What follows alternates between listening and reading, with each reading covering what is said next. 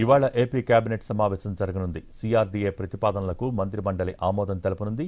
SIPB నిర్ణయాలకు green signal ఇవ్వనుంది. రాజధానిలో పలు సంస్థలకు భూ కేటాయింపులకు ఆమోదం తెలపనుంది మంత్రివర్గం. అలాగే అసెంబ్లీ సమావేశాల నిర్వహణపై చర్చించనుంది. ఈ నెల 18 నుంచి అసెంబ్లీ సమావేశాలు నిర్వహించాలనే ఆలోచనలో ఉంది రాష్ట్ర ప్రభుత్వం. మరోవైపు అర్బన్ డిజైన్లు, ఆర్కిటెక్చరల్ గైడ్లైన్స్ నోటిఫికేషన్కు ఆమోదం తెలపనుంది కేబినెట్. కన్వెన్షన్ సెంటర్లకు భూ కేటాయింపులకు ఆమోదం తెలిపే ఛాన్స్ ఉంది. రాజధాని ల్యాండ్ పూలింగ్కు ఇవ్వని వాటిపై భూ సేకరణ ద్వారా తీసుకునేందుకు సిఆర్డీఏకు అనుమతి ఇవ్వనుంది కేబినెట్. ఏరోస్పేస్, ఐటీ, ఇంధనం, ఫుడ్ ప్రాసెసింగ్, ఎంఎస్ఎంఈ రంగాల్లో పెట్టుబడులకు ఆమోదం తెలపనుంది.